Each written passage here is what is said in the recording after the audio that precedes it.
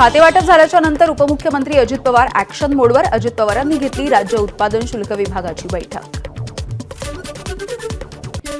सामाजिक न्याय मंत्री संजय शिरसाट ॲक्टिव्ह मोडवर. अचानक छत्रपती संभाजीनगरच्या शासकीय वसतिगृहाला दिली भेट. यावेळी वसतिगृहाची अवस्था बघून शिरसाट यांच्याकडून अधिकाऱ्यांची कान उघाडणी.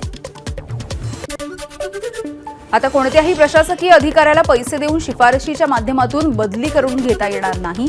महसूल मंत्री चंद्रशेखर बावनकुळेंचा प्रशासनाला इशारा. शालेय शिक्षण मंत्री दादा भुसे यांनी मालेगाव शासकीय विश्रामगृहामध्ये घेतली शिक्षकांची बैठक. तालुक्यामधील शिक्षकांच्या अडचणी जाणून घेत गुणवत्तापूर्ण शिक्षणासाठी प्रयत्न करण्याच्या भुसेंच्या सूचना. गृहराज्यमंत्री योगेश कदम यांची नवी मुंबई पोलीस ठाण्याला रात्री उशिरानं भेट. ड्रग्ज विरोधी कारवाया अधिक कडक करण्याच्या पोलिसांना सूचना. मला काय पाहिजे याचा ट्रेलर मी आज दाखवला. नितेश राणेंची पदभार स्वीकारल्याच्या नंतर प्रतिक्रिया. किनारी सुरक्षा हा महत्त्वाचा विषय. गस्ती नौकांची संख्या वाढवायला हवी. राणेंच्या सूचना. कंपन्या तयार असतील तर नाणारमध्ये रिफायनरी प्रकल्प होणारच. खासदार नारायण राणे यांचं वक्तव्य. राणेंच्या वक्तव्यामुळे रिफायनरी नेमकी नाणारमध्ये होणार की बारसूमध्ये होणार अशाही चर्चा. कंपनी तयार असेल तर प्रकल्प करू. मंत्री उदय सामंत यांची प्रतिक्रिया. स्वतः राणेंसोबत बोललो असल्याची मंत्री उदय सामंत यांची माहिती. नाणार रिफायनरी समर्थक मुख्यमंत्री फडणवीस यांची भेट घेणार. 2019 मध्ये रद्द झालेल्या ठिकाणी रिफायनरी करण्याची मागणी करणार. नाणारमध्ये रिफायनरी व्हावी यासाठी भाजपचे कोकणामधील नेते आग्रही. संतोष देशमुख हत्येच्या प्रकरणी लवकरच एसआयटी स्थापन होईल. सुरेश धस यांची माहिती. हत्येचा वाल्मिक कराड हा प्रमुख सूत्रधार. सुरेश धस यांचा आरोप. बीडमधील सरपंच हत्येवरून सुरेश धस यांचा धनंजय मुंडेंवरती हल्लाबोल. धनंजय मुंडे आधी असे नव्हते. काय होतास तू, काय झालास तू. धस यांचा खोचक टोला. मुख्यमंत्र्यांनी किंवा अजितदादांनी बीड जिल्ह्याचं पालकत्व स्वीकारावं. सुरेश धस यांचं वक्तव्य. मागच्या वेळी पालकमंत्रीपद आणि मंत्रीपद भाड्याने दिलं होतं. धस यांचा खोचक टोला. महाराष्ट्राची परिस्थिती बिहारपेक्षाही गंभीर. संजय राऊत यांनी व्यक्त केली चिंता. देशमुखांच्या हत्येची जबाबदारी सरकारनेच घ्यायला हवी. राऊतांची मागणी. सुरेश धस यांनी संतोष देशमुख हत्या प्रकरणी अतिशय महत्त्वाचे मुद्दे अधिवेशनामध्ये मांडले. मात्र महाराष्ट्राची तुलना बिहारशी करणं हे चुकीचं. गिरीश महाजन यांचं वक्तव्य.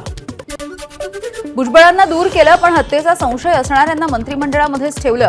संतोष देशमुख हत्या प्रकरणामधील संशयित व्यक्ती मंत्रिमंडळामध्येच. संजय राऊत यांची सरकारवरती टीका. बीडमधील सरपंच हत्येप्रकरणी अंजली दमानियांचे धनंजय मुंडेंवरती गंभीर आरोप.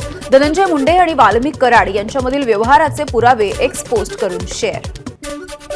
माजी मंत्री तानाजी सावंत यांच्या 2 पुतण्यांना धमकी. तुमचाही संतोष देशमुख केला जाईल अशी निनावी चिठ्ठी. कारखान्यासाठी ऊस वाहतूक करणाऱ्या ट्रॅक्टर चालकाकडे सोपवलं धमकीचं पत्र. 26 तारखेपासून उद्धव ठाकरे घेणार मुंबईमधल्या पदाधिकाऱ्यांच्या बैठका. बैठकीमध्ये महानगरपालिकेच्या तयारीचा आढावा तसंच जानेवारी महिन्यामध्ये उद्धव ठाकरेंच्या शाखा भेटीचं आयोजन करण्याच्या संदर्भात चर्चा होणार.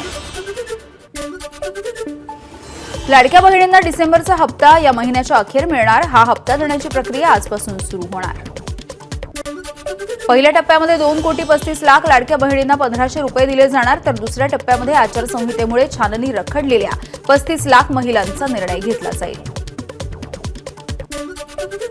लाडक्या बहिणींना 1,500चा हप्ता आजपासून मिळणार असला तरी प्रतीक्षा 2,100 रुपयांची. वाढत्या रकमेसाठी आर्थिक तरतूद कधी होणार याचीही उत्सुकता. पुणे विमानतळाच्या नवीन टर्मिनलवरून आजपासून आंतरराष्ट्रीय उड्डाणं सुरू होणार. केंद्रीय मंत्री मुरलीधर मोहोळ यांनी काल घेतलाय आढावा. आमच्याकडे मानापमान मनात होतो त्याचं संगीत मीडियामध्ये वाजतं. संगीत मानापमान चित्रपटाच्या ट्रेलरच्या लॉन्चच्या वेळेला मुख्यमंत्री फडणवीस यांचं मिश्किल वक्तव्य. 26 डिसेंबरला उपमुख्यमंत्री एकनाथ शिंदे सहपरिवार घेणार पंतप्रधान नरेंद्र मोदींची भेट. ही सदिच्छा भेट असल्याची माहिती. केंद्रीय मंत्री नितीन गडकरींतर्फे नागपूरमधल्या भजनी मंडळांना कीर्तन साहित्याचं वाटप. शहरामधील 345 भजनी मंडळांना प्रत्येकी 1 तबला, हार्मोनियम, टाळ आणि इतर संगीत वाद्यांचं वाटप. विधान परिषदेचे सभापती राम शिंदे यांनी आदमापुरामध्ये जाऊन घेतलं बाळूमामांचं दर्शन. बाळूमामा देवस्थान समितीकडून राम शिंदे यांचा सत्कार. कल्याणमधील भाजपचे पदाधिकारी हेमंत परांजपे मारहाणीचं प्रकरण, संदीप महाले आणि सूरज भालेराव यांना पोलिसांकडून अटक. मारहाणीचं कारण अद्यापही अस्पष्ट. पोलिसांकडून आणखी 3 जणांचा शोध सुरू. एसटी महामंडळ ग्रामीण भागातही इलेक्ट्रिक बस सुरू करणार. परिवहन मंत्री प्रताप सरनाईक यांची माहिती. त्यासाठी ग्रामीण भागामध्ये चार्जिंग स्टेशन उभारलं जाणार. बेस्ट कामगार सेनेचा 26 डिसेंबरला काळ्या फिती बांधून काम करण्याचा निर्णय. वाढते बसचे अपघात तसंच कंत्राटी बस सेवांवरती तोडगा काढण्यासाठी पालिकेनं मदत करण्यासाठी नकार दिल्यामुळे आंदोलन. रत्नागिरीच्या खेडमध्ये गोवंश हत्येच्या पार्श्वभूमीवरती काहीसं तणावाचं वातावरण. पोलीस स्टेशन परिसरामध्ये मोठ्या संख्येने जमाव एकत्र. शहरामध्ये कलम 144 लागू. पोलिसांकडून जमावाला शांतता राखण्याचं आवाहन. छत्रपती संभाजीनगरमधील क्रीडा संकुल अपहाराचं प्रकरण. घोटाळेबाज कंत्राटी कर्मचाऱ्यांकडून गर्लफ्रेंडला 4 BHK फ्लॅट गिफ्ट. 13,000 पगार असलेल्या कर्मचाऱ्याकडे सापडली BMWची बाईक. आमदार योगेश टिळेकरांच्या मामाच्या हत्येचं कनेक्शन धाराशिवपर्यंत. सतीश वाघ हत्या प्रकरणी कळंबमधून आणखी 1 जण ताब्यात. 9 डिसेंबरला अपहरण करून सतीश वाघ यांचा झाला होता खून. पुण्यात काँग्रेसचं अमित शहांच्या विरोधामध्ये आज पुन्हा एकदा आंदोलन. डॉक्टर बाबासाहेब आंबेडकर यांची प्रतिमा हातात घेऊन काँग्रेसचं आंदोलन. यावेळी अमित शहांच्या विरोधामध्ये जोरदार घोषणाबाजी. अमित शहांनी केलेल्या वक्तव्याचा बसपाच्या वतीनं बारामतीमध्ये निषेध. बारामती नगरपालिकेसमोर बसपाचं धरणं आंदोलन. सोलापूरमध्ये विमानसेवेची घोषणा होऊनही अद्यापही सेवा सुरू न झाल्यामुळे ठाकरे गटाचं अनोखं आंदोलन. विमानतळासमोर कागदी विमान आणि फुगे उडवत केंद्र सरकारचा केला निषेध. MPSCच्या परीक्षांची तारीख जाहीर. गट ब ची परीक्षा 2 फेब्रुवारीला तर गट क ची परीक्षा 4 मे रोजी घेतली जाणार. उमेदवारांना 26 डिसेंबर ते 6 जानेवारीपर्यंत अर्ज दाखल करायचे. ABP माझा, उघडा डोळे बघा नीट.